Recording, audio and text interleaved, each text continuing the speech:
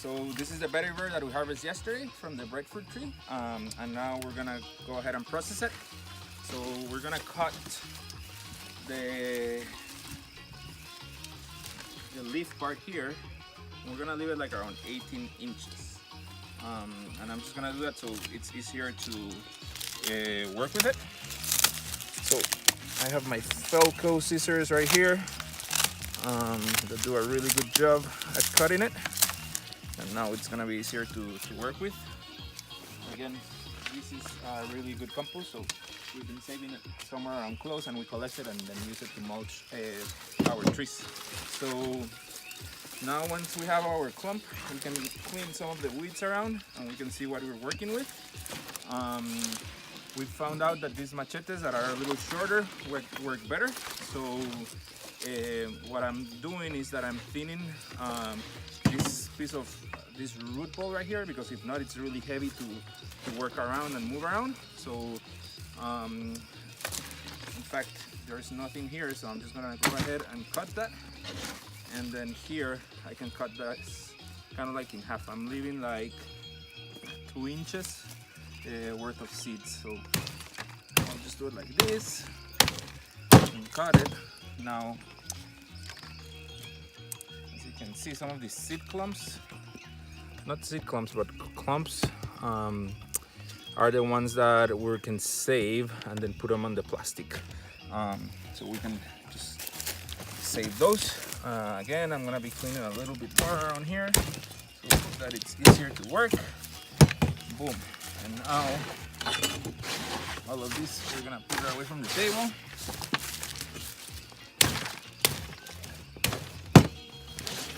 Cool. And then sometimes what I'm trying to do is find like a little path here in the middle where I can kind of like separate this. Each plant is different, but most of the time we're able to do it. Cool. And kind of like open it up, and then I can come here again with the machete and cut this in half. And now we can start working with them, and it's easier to split them now that it's open. So normally when it's fresh, I can just separate them with my hand, and that's when we're starting to get these lips that we can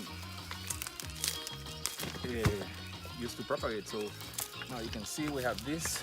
I love this here. We're getting a lot of char here. I don't know why. And this is what we want to work with. So this is one slip. Sometimes you see there's 2 right here. We can be careful with our fingers, or we can use the Felcos here.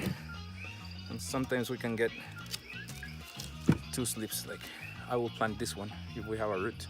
So the next step is that we were using these trays that are 1.5 inches deep and 1.5 inches wide, but the roots grew so quickly, so we're moving to these deeper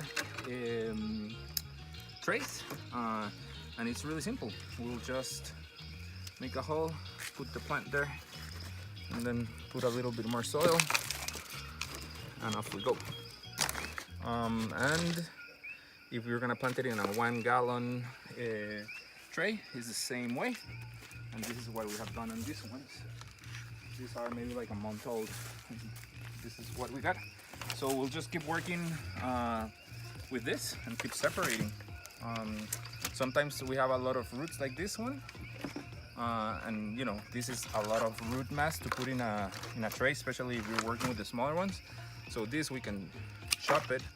We still have some roots here that are good, and this is what we're saving to put it here in our plastic, like these ones right here.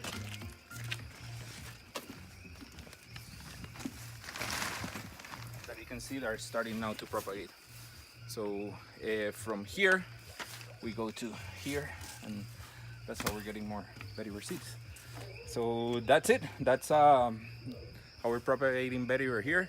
It's really simple. The plants are really hardy, so as you can tell, we can work with the machetes and be a little bit rough on them with them, and they'll be okay.